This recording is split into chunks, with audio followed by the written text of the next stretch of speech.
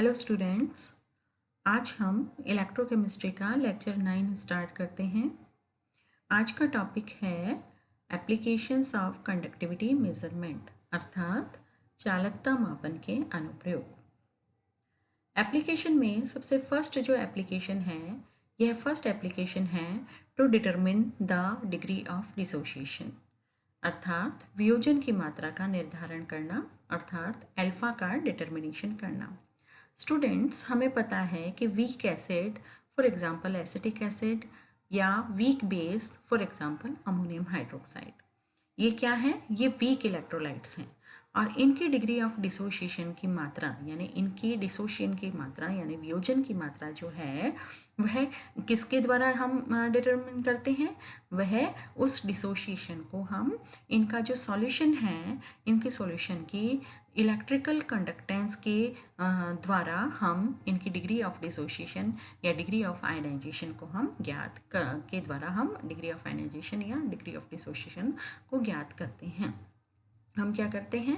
हम जो weak electrolyte है उसकी किसी भी निश्चित सांद्रता पर, निश्चित कंसंट्रेशन पर उसकी इक्विवेलेंट कंडक्टेंस को मेज़र कर लेते हैं और उसी वीक इलेक्ट्रोलाइट की इनफाइनाइट डाइल्यूशन पर हम उसकी इक्विवेलेंट कंडक्टेंस को मेज़र कर लेते हैं। दोनों को मेज़र कर लेते हैं और इन दोनों का जो अनुपात है यानी रेशो है, वह रेशो क्या होता है? वह रेशो इसका डिग्री ऑफ आयनाइजेशन या डिग्री ऑफ डिसोसिएशन के बराबर होता है। तो इस प्रकार से हमने देखा कि डिग्री ऑफ डिसोसिएशन या डिग्री ऑफ आयनाइजेशन किसी भी वीक इलेक्ट्रोलाइट की निश्चित सांद्रता पर जो कंडक्टेंस है उस कंडक्टेंस की वैल्यू डिवाइडेड बाय उसी वीक इलेक्ट्रोलाइट की इनफाइनाइट डाइल्यूशन पर जो इक्विवेलेंट कंडक्टेंस है वो उसकी वैल्यू के अनुपात के बराबर होती है डिग्री ऑफ डिसोसिएशन। तो alpha is equal to lambda upon lambda infinite, यह हम ज्ञात कर लेते हैं कंडक्टिविटी मेजरमेंट के द्वारा। तो इसकी ये एक बहुत बहुत इम्पॉर्टेंट इसकी एक एप्लीकेशन है। नेक्स्ट जो सेकंड एप्लीकेशन है एसिड्स के एसिड्स जो होते हैं उनके के यानी डिसोसिएशन कांस्टेंट का डिटर्मिनेशन, कि एसिड्स का डिसोसिएशन कांस्टेंट हम किस तरह से उसको डिटरमिन करें, उसके डिटर्मिनेशन जो है वह भी कंडक्टिविटी मेजरमेंट के द्वारा हम इजीली कर सकते हैं। माना हमारे पास एक वीक एसिड है He, यह वीक एसिड जो होगा, यह वीक एसिड क्या करता है? यह वीक एसिड आयनाइज हो जाता है H पॉजिटिव यानी H पॉजिटिव आयन कैटायन और A नेगेटिव एनायन में यह डिसोशिएट हो जाता है। तो इसका डिसोसिएशन कांस्टेंट हम किस तरह से डिटरमिन करेंगे? हम मानेंगे कि माना at time t is equal to 0, समय t इज इक्वल टू 0 पर HA के नंबर ऑफ मोल्स यानी वीक एसिड के नंबर ऑफ मोल्स कितने हैं? 1 नंबर ऑफ मोल है HA के, ठीक है। और time t is equal to 0 पर H आयन यानी इसके कैटायन H आयन के नंबर ऑफ मोल्स कितने होंगे? 0, और A नेगेटिव के भी नंबर ऑफ मोल्स होंगे 0, क्योंकि जब रिएक्शन स्टार्ट ही नहीं हुई है तो H पॉजिटिव और A नेगेटिव के नंबर ऑफ मोल्स होंगे 0 एंड 0। अब मान लिया रिएक्शन स्टार्ट हो गई और हम रिएक्शन इक्विलिब्रियम पर एस्टेब्लिश हो गया, रिएक्शन में इक्विलिब्रियम एस्टेब्लिश हो गया। तो इक्विलिब्रियम जब एस्टेब्लिश हो गया तब H पॉजिटिव जो है उसके नंबर ऑफ मोल्स हो गए अल्फ़ा नंबर ऑफ मोल्स बन गए और इसी तरह से A नेगेटिव के भी नंबर ऑफ मोल्स अल्फ़ा बन गए। अब इन दोनों के जब नंबर ऑफ मोल्स अल्फ़ा और अल्फ़ा बन जाते हैं तो HA के बचे हुए नंबर ऑफ मोल्स यानी remaining number of moles of HA will be 1 minus alpha हो जाएंगे। और मान लिया कि सॉल्यूशन की कंसंट्रेशन कितनी है इस टाइम? HA वीक एसिड की कंसंट्रेशन है C, तो इसकी C कंसंट्रेशन है तो HA के नंबर ऑफ मोल्स कितने हो जाएंगे? C1 माइनस अल्फ़ा, और H पॉजिटिव के number of moles C alpha और A नेगेटिव के number of moles C alpha. अब चूंकि हमें पता है कि इक्विलिब्रियम कांस्टेंट या डिसोसिएशन कांस्टेंट जो होता है, इक्विलिब्रियम कांस्टेंट क्या होता है? Active mass of products divided by active mass of reactant. तो एक्टिव मास ऑफ प्रोडक्ट्स कितना है? H पॉजिटिव और A नेगेटिव के सक्रिय द्रव्यमान है C अल्फ़ा और C अल्फ़ा। तो C alpha into C alpha divided by reactant के रिएक्टिव मास कितना है, नंबर ऑफ मोल्स, सक्रिय द्रव्यमान है C1 माइनस अल्फा। तो dissociation constant K A will be equal to C alpha into C alpha divided by C1 minus alpha. And finally we obtain, और last में हमें प्राप्त होता है the dissociation constant of weak acid K A is equal to C alpha square is equal upon 1 minus alpha. इस तरह से हमने देखा इसकी जो सेकेंड एप्लीकेशन है कि एसिड के डिसोसिएशन कांस्टेंट को ज्ञात करना। अब इसका हम एक एग्जाम्पल लेते हैं। जैसे एक क्वेश्चन दिया हुआ है कि 25 डिग्री सेंटीग्रेड पर ब्यूटेनोइक एसिड के 0.0156 एम विलियन की equivalent conductance 11.597 ohm inverse centimetre minus 2 equivalent inverse है। यदि इनफाइनाइट डाइल्यूशन पर इसकी इक्विवेलेंट कंडक्टेंस की value 380 ohm inverse centimetre minus 2 और इक्विवेलेंट इनवर्स हो तो एसिड के डिसोसिएशन कांस्टेंट की वैल्यू और डिग्री ऑफ डिसोसिएशन हमें डिटरमिन करना है। तो हमें क्या क्या दिया हुआ है, हमें लैम्डा दिया हुआ है, हमें लैम्डा इन्फिनिटी दिया हुआ है, दोनों की वैल्यू दी हुई है और कंसंट्रेशन दी हुई है 0.0156। तो इस तरह से हम इसको किस तरह से कैलकुलेट करेंगे, इसको हम इस प्रकार से कैलकुलेट करेंगे कि डिग्री ऑफ आयनाइजेशन तो हमारी हो जाएगी lambda upon lambda infinity. Lambda है 11.597, लैम्डा इन्फिनिटी है 380, और इससे हमें डिग्री ऑफ डिसोसिएशन या डिग्री ऑफ आयनाइजेशन की वैल्यू जो है वो हमें 3.05% प्राप्त हो जाएगी alpha is equal to lambda upon lambda infinity से।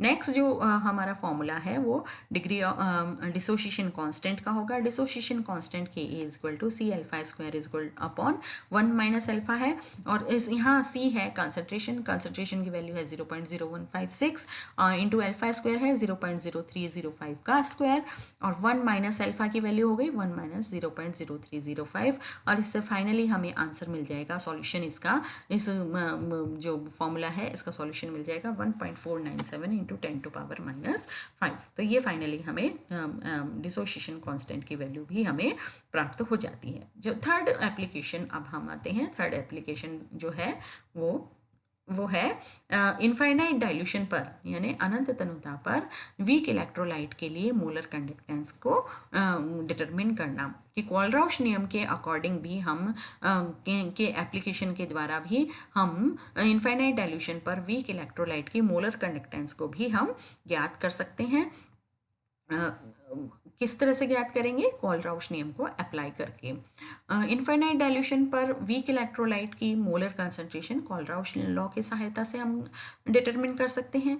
और कोलराउश का लॉ जो है, कोलराउश लॉ जो है वह किसी भी सब्सटेंस की मोलर कंडक्टेंस में डिफरेंट जो सब्सटेंसेस हैं उनकी कंडक्टेंस के सम के बराबर होता है, ये भी हमें पता है। जैसे AgCl का जो कंडक्टेंस है वो किसके बराबर होगा, Ag आयन की molar conductance plus chloride ion की मोलर कंडक्टेंस, इन दोनों का जो सम होगा जो योग होगा वो AgCl की मोलर कंडक्टेंस को बताता है। यही कोलराउश लॉ है।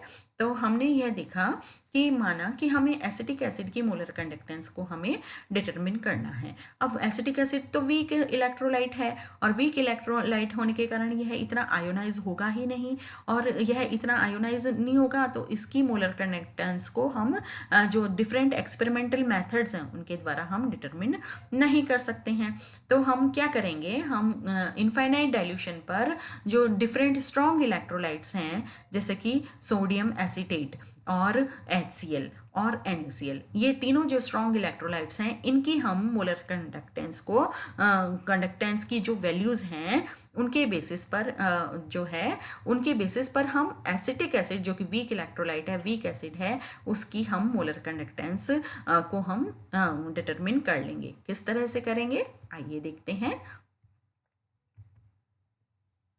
कि जैसे सोडियम एसीटेट है, सोडियम एसीटेट की इनफाइनाइट डाइल्यूशन पर मोलर कंडक्टेंस कितनी होगी, इसकी मोलर कंडक्टेंस होगी सोडियम एसीटेट की, it is the sum of sodium ion की and sum of acetate ion, यानी सोडियम आयन और एसीटेट आयन की जो इनफाइनाइट डाइल्यूशन पर मोलर कंडक्टेंस का जो योग है वो सोडियम एसीटेट की मोलर इनफाइनाइट डाइल्यूशन पर मोलर कंडक्टेंस के बराबर होगा। इसी तरह से HCl का की जो चालकता है, मोलर चालकता है, वह अनंत तनुता पर मोलर चालकता HCl की किसके बराबर होगी? H आयंस की मोलर चालकता अनंत तनुता पर तथा क्लोराइड आयन की मोलर चालकता अनंत तनुता पर इन दोनों के सम के बराबर यानी योग के बराबर होगी। इसी तरह से NaCl की इनफाइनाइट डाइल्यूशन पर मोलर कंडक्टेंस किसके बराबर होगी? Na पॉजिटिव यानी सोडियम पॉजिटिव आयन की इनफाइनाइट डाइल्यूशन पर मोलर कंडक्टेंस तथा क्लोराइड आयन की इनफाइनाइट डाइल्यूशन पर मोलर कंडक्टेंस के योग के बराबर होगी। अब हम क्या करेंगे? इक्वेशन 1 और 2 यानी सोडियम एसीटेट और HCl की मोलर कंडक्टेंस को ऐड कर देंगे और NaCl की को माइनस कर देंगे, और जब माइनस कर देंगे तो हमें इस प्रकार से इक्वेशन हमें जो है वो प्राप्त हो जाएगी कि molar conductance of lambda infinite of sodium acetate plus lambda infinite of HCl minus lambda infinite of, this is the minus lambda infinite of sodium chloride. और इस तरह से हमें जो फाइनल इक्वेशन है वो इस तरह से हमें प्राप्त हो जाती है। जो सोडियम एसीटेट है, एसिटिक एसीटेट आयन की मोलर कंडक्टेंस इनफाइनाइट डाइल्यूशन पर, H आयन की मोलर कंडक्टेंस इनफाइनाइट डाइल्यूशन पर, it is equal to sodium acetate की इनफाइनाइट डाइल्यूशन पर मोलर कंडक्टेंस प्लस HCl की मोलर कंडक्टेंस इनफाइनाइट डाइल्यूशन पर plus minus NaCl की molar conductance infinite dilution पर। और फाइनली हमें जो है वो क्या मिला? हमें इक्वेशन प्राप्त हो गई एसिटिक एसिड की इनफाइनाइट डाइल्यूशन पर मोलर कंडक्टेंस, क्योंकि acetate ion plus H ion क्या होता है? एसिटिक एसिड का होता है। तो एसिटिक एसिड की मोलर कंडक्टेंस इनफाइनाइट डाइल्यूशन पर हमें मिल जाती है सोडियम एसीटेट और HCl की मोलर कंडक्टेंस का सम माइनस NaCl की मोलर कंडक्टेंस का को हम जब घटा देते हैं इन दोनों के सम में से तो हमें एसिटिक एसिड की मोलर कंडक्टेंस प्राप्त हो जाती है। फॉर एग्जाम्पल एक एग्जाम्पल हम लेते हैं, जैसे HCl, एक क्वेश्चन है, HCl, NaCl और सोडियम एसीटेट के लिए लैम्डा इन्फिनिटी की वैल्यूज़ क्रमशः 380.5, 109.0 और 78.5 ohm inverse centimetre square equivalent inverse है। तो इसलिए इसकी एसिटिक एसिड के लिए इनफाइनाइट डाइल्यूशन पर इक्विवेलेंट कंडक्टेंस को ज्ञात कीजिए। तो हमें पता है कि एसिटिक एसिड की मोलर कंडक्टेंस इनफाइनाइट डाइल्यूशन पे किसके बराबर होगी? Sodium acetate plus HCl minus NaCl की इनफाइनाइट डाइल्यूशन पर मोलर कंडक्टेंस के बराबर होगी। और इन दोनों को हम सोडियम एसीटेट की है 78.5 और HCl की मोलर कंडक्टेंस है 380 माइनस 0.5 और NaCl की मोलर कंडक्टेंस है 109, जिसको हम इनमें से सब्सट्रैक्ट कर देंगे और घटाने पर हमें प्राप्त होगी एसिटिक एसिड की मोलर कंडक्टेंस इनफाइनाइट डाइल्यूशन पर, जो कि होगी 350 ओम सेंटीमीटर स्क्वायर इक्विवेलेंट इनवर्स। तो इस तरह से हम किसी भी वीक इलेक्ट्रोलाइट की भी हम मोलर कंडक्टेंस को ज्ञात कर सकते हैं स्ट्रॉन्ग इलेक्ट्रोलाइट की मोलर कंडक्टेंस के बेसिस पे। नेक्स्ट इसका बहुत एक इम्पॉर्टेंट एप्लीकेशन है स्पेरिंगली सॉल्युबल सॉल्ट्स की सॉल्युबिलिटी को डिटर्मिनेशन। इस अल्प विलयशील लवण जो होते हैं वो जब विलय नहीं होते हैं तो उनकी सॉल्युबिलिटी का हम कैसे डिटर्मिनेशन करें, कैसे उसको हम ज्ञात करें, उसको ज्ञात करने का तरीका भी कंडक्टिविटी मेजरमेंट के द्वारा हमें प्राप्त हो जाता है। अर्थात कंडक्टिविटी मेजरमेंट के द्वारा हम किसी भी स्पेरिंगली सॉल्युबल सॉल्ट को भी, उसकी कंडक्टेंस को भी, उसकी सॉल्युबिलिटी है उसका भी हम डिटर्मिनेशन कर सकते हैं।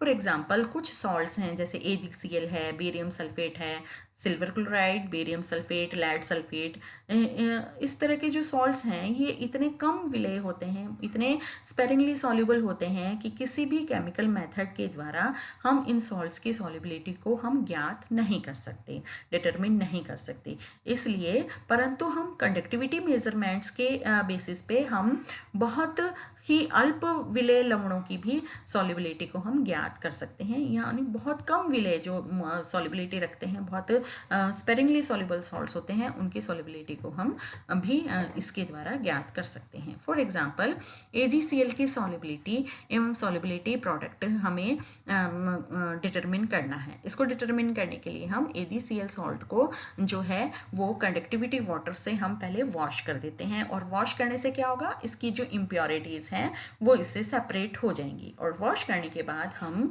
इस सॉल्ट को कंडक्टिविटी वाटर में हम इसका सस्पेंशन बना देते हैं, क्योंकि ये बहुत कम सॉल्युबल है, इसलिए इसका केवल सस्पेंशन ही बनेगा। सस्पेंशन बना दिया, और सस्पेंशन बना के पहले हम इसको थोड़ा सा हॉट मतलब हीट कर लेंगे, यानी गर्म कर लेते हैं। गर्म करने से क्या होगा, जितना ये डिज़ोल्व होना है उतना ये डिज़ोल्व हो जाएगा। उसके बाद हम इसको फिर से ठंडा कर देते हैं, कूल कर देते हैं रूम टेम्परेचर तक, यानी 25 डिग्री सेंटीग्रेड तक हम इसको ठंडा कर देते हैं, कूल कर देते हैं। अब हम AgCl की जो बहुत कम जो एक्सटेंट है, बहुत कम मात्रा, जितनी भी विलय हो सकती है वाटर में, उतनी विलय हो जाती है, उतनी से सॉल्युबल हो जाता है, विलय हो जाता है। और अब हम इस AgCl के जो अनंत तनु विलयन, यानी बहुत डाइल्यूट सॉल्यूशन, क्योंकि बहुत कम एक्सटेंट में ही AgCl घुल पाता है पानी में, तो इसको हम कंडक्टिविटी सेल में डाल देते हैं, और कंडक्टिविटी सेल में डालकर इसकी कंडक्टेंस को हम मेज़र करते हैं। अब इसकी कंडक्टेंस को मेज़र करते हैं तो हम क्या फॉर्मूला हम काम में लेते हैं वो देखते हैं। कि माना कि लेट AgCl की सॉल्युबिलिटी कितनी है, x मोल पर मीटर क्यूब या x मोल पर लीटर है इसकी AgCl की सॉल्युबिलिटी। और AgCl की सॉल्युबिलिटी अगर x मोल पर लीटर या मीटर क्यूब है, तो इसकी कंसंट्रेशन भी कितनी होगी, इसकी कंसंट्रेशन भी x मोल पर मीटर क्यूब या x मोल पर लीटर होगी। तो इस विलेन की मोलर कंडक्टेंस को हम किस फॉर्मूले के द्वारा निकालेंगे। हम इसके लिए जो फॉर्मूला काम में लेंगे वो है लैम्डा m इनफाइनाइट, यानी molar conductance at infinite dilution is equal to kappa by C। Kappa is equal to equivalent conductance. Kappa क्या है, इक्विवेलेंट कंडक्टेंस। और equivalent conductance, kappa equivalent conductance नहीं है, ये स्पेसिफिक कंडक्टेंस है, विशिष्ट चालकता है कप्पा। तो lambda m infinite is equal to kappa upon C। Kappa है स्पेसिफिक कंडक्टेंस और C है concentration of the AgCl solution. और यह जो कंसंट्रेशन है, ये कंसंट्रेशन किस में है, ग्राम मोल पर लीटर में है कंसंट्रेशन। तो सॉल्युबिलिटी भी कितनी है, solubility is also is equal to C concentration in gram mole per litre. तो हमने कप्पा तो बता दिया, कप्पा क्या है, स्पेसिफिक कंडक्टेंस है, विशिष्ट चालकता है। और लैम्डा इन्फिनाइट हम कैसे निकालेंगे, लैम्डा इन्फिनाइट ऑफ AgCl जो है वो lambda infinite of Ag ion की अनंत तनुता पर चालकता, और क्लोराइड आयन की अनंत तनुता पर विशिष्ट चालकता, इन दोनों के योग के बराबर है, ये कोलराउश लॉ बताता है। और कोलराउश लॉ के द्वारा AgCl की इनफाइनाइट डाइल्यूशन पर जो कंडक्टेंस है वो कितनी आ जाती है, 138.26 इंटू 10⁻⁻⁴। तो हमें ये पता चल गया कि जो लैम्डा m इनफाइनाइट है, लैम्डा m इनफाइनाइट, इसकी वैल्यू हमें पता चल गई। यह किसके बराबर है, यह है 138.26। 138.26, तो ये वैल्यू हमारी हो गई 138.26। तो ये तो हमारे पास लैम्डा इनफाइनाइट ऑफ जो है वो AgCl की हमें प्राप्त हो गई। अब हम जो है नेक्स्ट वैल्यू जो हमारे इंटू 10⁻⁻⁴, इंटू 10⁻⁻⁴, ये वैल्यू तो हमें पता चल गई। ये वैल्यू हमने जो हमारी टेबल होती है उस टेबल के द्वारा हमने AgCl की लैम्डा इन्फिनिटी हमें प्राप्त हो गई। अब हमें पता है कि जो कंसंट्रेशन है वो किसके बराबर है, सॉल्युबिलिटी के बराबर है। तो concentration is equal to solubility. तो हम सॉल्युबिलिटी कंसंट्रेशन की जगह हम और क्या लिख सकते हैं, इसको सॉल्युबिलिटी भी लिख सकते हैं। तो lambda m infinity is equal to kappa by solubility. ठीक है, तो solubility will be equal to जो होगी वो कप्पा बाई लैम्डा इन्फिनिटी हो जाएगी। तो हम सॉल्युबिलिटी को किसके बराबर लिख देंगे, solubility is equal to, solubility S is equal to kappa by lambda m infinity. Kappa है स्पेसिफिक कंडक्टेंस यानी विशिष्ट चालकता, और divided by lambda m infinity यानी AgCl की मोलर चालकता, AgCl की इनफाइनाइट डाइल्यूशन पर मोलर कंडक्टेंस। तो ये हो गई लैम्डा इन्फिनिटी ऑफ। तो इससे हमने सॉल्युबिलिटी जो है उसको हमने डिटरमिन कर लिया, सॉल्युबिलिटी कैलकुलेट कर लिया। Solubility is equal to kappa upon lambda infinity of AgCl। और कप्पा जो है जो विशिष्ट चालकता है, यह कप्पा है विशिष्ट चालकता। तो विशिष्ट चालकता को हम कंडक्टिविटी मेजरमेंट के द्वारा स्पेसिफिक कंडक्टेंस को हम मेज़र कर लेंगे, ज्ञात कर लेंगे। कप्पा हमने कंडक्टिविटी मेजरमेंट के द्वारा निकाल ली, और लैम्डा इन्फिनिटी जो है ऑफ AgCl हमने Ag आयन और क्लोराइड आयन का जो अनंत तन्यता पर इनफाइनाइट डाइल्यूशन पर जो मोलर कंडक्टेंस है उन दोनों को ऐड करके निकाल ली। तो इस तरह से हम सॉलिबिलिटी निकाल सकते हैं, स्पेरिंगली सॉल्युबल सॉल्ट AgCl की सॉलिबिलिटी को हम डिटरमिन कर सकते हैं। और KSP जो है सॉलिबिलिटी कांस्टेंट है, सॉलिबिलिटी प्रोडक्ट जो होता है उसको हम KSP बोलते हैं। और KSP की वैल्यू यहाँ जो है वो Ag आयन की सॉलिबिलिटी और क्लोराइड आयन की सॉलिबिलिटी के प्रोडक्ट के बराबर होता है। तो ऐसे जो KSP है उस KSP की वैल्यू जो है वो सॉलिबिलिटी स्क्वायर के बराबर होती है। तो यहाँ हम लिख देते हैं KSP is equal to solubility जो हमें यहाँ से मिलेगी उस सॉलिबिलिटी को अगर हम स्क्वायर कर देंगे, उसका हम जब यदि स्क्वायर कर देंगे तो वो हमें KSP प्राप्त होगा उसका। तो जो भी सॉलिबिलिटी कप्पा की वैल्यू हम कंडक्टिविटी मेजरमेंट के द्वारा डिटरमिन कर लेंगे, तो कप्पा की वैल्यू हमें पता चल जाएगी और कप्पा की वैल्यू पता चल जाएगी तो हम कप्पा को यहाँ रिप्लेस कर देंगे, कप्पा की वैल्यू यहाँ रख देंगे और यहाँ से हम सॉलिबिलिटी निकाल लेंगे। तो solubility is equal to kappa upon 138.26 into 10⁻⁴ ये मोल पर लीटर में सॉलिबिलिटी हमें मिल गई। और सॉलिबिलिटी को ग्राम पर लीटर में प्राप्त करने के लिए, ऑब्टेन करने के लिए क्या करेंगे, हम इसको जो है कंसंट्रेशन को मॉलिक्यूलर वेट से, यानी molecular weight of AgCl salt से हम अगर मल्टीप्लाई कर दें, और molecular weight of AgCl salt कितना होता है 143.5 मॉलिक्यूलर वेट ऑफ AgCl होता है, AgCl का अणुभार होता है।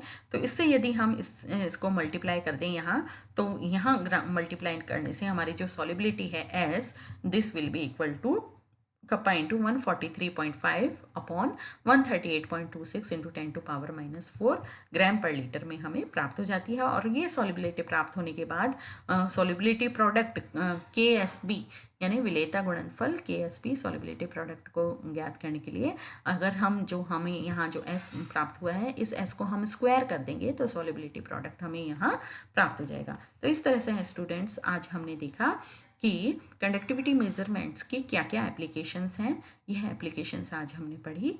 अब आज का लेक्चर हमारा यहीं समाप्त होता है। धन्यवाद।